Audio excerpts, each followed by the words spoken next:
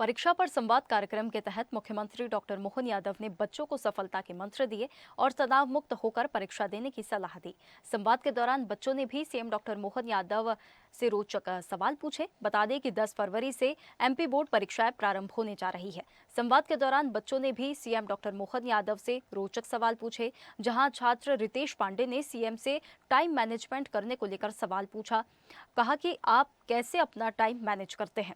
तो वहीं CM doctor Mohan Yadav ने भी रोचक अंदाज में कहा कि टाइम मैनेजमेंट का काफी आसान फंडा है। सिर्फ रोजाना के कामों की सुबह सुबह टू डे लिस्ट तैयार करें। शुरुआत में काम अधूरे रहेंगे, लेकिन बाद में सब समय से होगा। ये एक प्रैक्टिस है। मुख्यमंत्री डॉक्टर मोहन यादव के बच्चों से किए गए संवाद से बच्चे बोर्ड परीक्षाओं को लेकर स्ट्रेस से दूर होकर बोर्ड एग्जाम के लिए कॉन्फिडेंट नजर आए। साथ ही उन्होंने पूरे प्रदेश के बोर्ड परीक्षा के परीक्षार्थियों को एग्जाम के लिए अग्रिम शुभकामनाएं दी और कहा कि परीक्षा जीवन का सिर्फ एक पड़ाव है, मंजिल नहीं।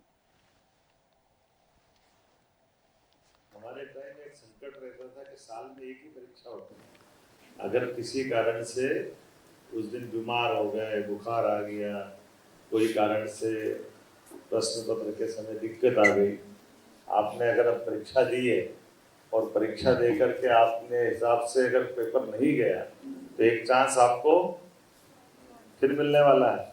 1 2 3 ये डरने वाले से जरा बात करेंगे क्या? सर, जैसा कि हमारे माननीय प्रधानमंत्री जी ने कहा था कि परीक्षा को एक उत्सव की तरह लेना चाहिए, ना कि मार्क्स के लिए। तो अगर हम परीक्षा को एक सीखने के उद्देश्य से करेंगे तो हमें परीक्षा उत्साह का मार्ग लगेगी, नहीं तो ये एक बर्डन के जैसा रहेगा। इसलिए परीक्षा को उत्सव की तरह लेना चाहिए। आपका क्या जोड़ना, इतनी सारी बातें आ गई इसमें? सबने अपना कॉन्फिडेंस जोड़ा और काफ़ी चीज़ जोड़ी। मेरा था स्मार्ट वर्क और प्लस हार्ड वर्क, दोनों साथ में होते तो टेंशन नहीं होती है और साथ में थोड़ा मोटिवेटेड भी दूर करते हैं। जैन सर, पढ़ाई तो एक उत्सव की तरह होता है, जैसे हमारे प्रधानमंत्री जी कहते हैं।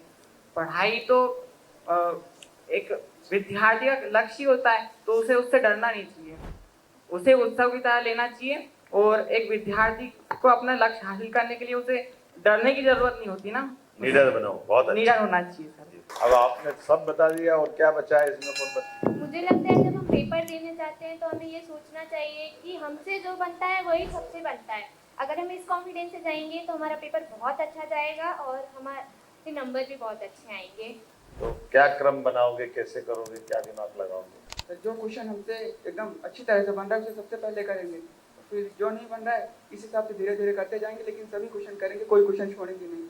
मैं ये ऐड करना चाहता हूँ कि जो चीज़ों ने हमें पहले से ही आ रही है वो हम पहले अटैम्प्ट करें, जिससे हमारा टाइम बचेगा। और उसके बाद जो हमें नहीं आता या आधा चीज़ आती है उस पर हम अच्छे से सोच के उसे भी अटैम्प्ट करके ज़्यादा नंबर लाने की कोशिश कर सकते हैं। लेकिन क्वेश्चन सब करना चाहिए, इसमें कोई शंका नहीं, लेकिन समय का नियोजन कैसे करना पड़ेगा बताओ जरा। प्रिपरेशन अच्छी है तो कोई भी चीज़ कठिन नहीं है। यदि जो क्वेश्चन को नहीं आते या फिर थोड़ा थोड़ा सा आता है, उस टॉपिक पे आप ये कर सकते हो कि उसमें से 1 2 चित्र बना सकते हो, उसके रिलेटेड वाली चीज़ें लिख सकते हो। और साइंस के पेपर में तो सर ऐसा होता है कि हमको उसके जो मतलब डायग्राम है। तो व्यक्तिगत तौर पर मैंने उनसे टाइम मैनेजमेंट को लेके सवाल पूछा था। सीएम सर का जवाब आया कि हमें सुबह उठ के सबसे पहले अपने लिए टू डू लिस्ट बनानी चाहिए, हमें अपने लक्ष्य निर्धारित करने चाहिए कि ये कार्य मुझे सोने से पहले करना है। और बार बार हमारे दिमाग को ये संदेश देना चाहिए, हमारे सबकॉन्शियस पे ये लेके जाना चाहिए कि ये टास्क हमारे बचे हुए हैं और ये टास्क हम आज कंप्लीट कर चुके हैं। तो सोने से पहले हम धीरे धीरे, हो सकता है पहले दिन सारे टास्क कंप्लीट ना हो, पर धीरे धीरे होने लगेंगे। जी, मेरा सवाल यह था कि जब मैं पढ़ने बैठता हूँ तो मेरा मन खेलने की ओर जाता है, तो उसको मैं कैसे संतुलित कर सकता हूँ। तो सीएम सर का जवाब था कि यदि तुम टाइम दोनों को दो, मतलब बराबर बराबर, और मतलब पहले ही से फिक्स रखो, तो तुमको ज़्यादा कठिनाई नहीं होगी। मैंने तो उनसे क्वेश्चन किया था कि जैसे कॉम्पिटिटिव एग्ज़ाम, बोर्ड्स एग्ज़ाम और पेरेंट्स के एक्सपेक्टेशन, ये सब में बच्चा काफ़ी प्रेशर में आ जाता है इन तीनों को लेकर, तो उससे हम कैसे हैंडल करें। तो मुख्यमंत्री जी ने मुझे उसका जवाब दिया कि हम जो है वो पेरेंट्स से बात करें, उनसे बात करें, जिससे हमारा आधे से ज़्यादा वो जो प्रेशर है या स्ट्रेस है वो वहीं कम हो जाता है। मनोबल को बनाए रखने के लिए कुछ पल बिताने का आज का मौका मिला। हमारे प्रधानमंत्री जी लगातार 2017 से इस प्रकार का प्रयोग करते हैं ताकि बच्चों के अंदर का मनोबल बना रहे, बच्चे पढ़ने के साथ परीक्षा पे अनावश्यक बोझ लेके न जाए। और हम सब मिलकर के अपने इस परिवेश में भविष्य की पीढ़ी के साथ समय गुजारे तो उसका आनंद ही अलग होता है। ताज़ा खबरों के लिए लाइक, फॉलो और यूट्यूब पर सब्सक्राइब कर बेल आइकन दबाएं। साथ ही हर अपडेट के लिए विजिट करें स्वदेशलाइव.com।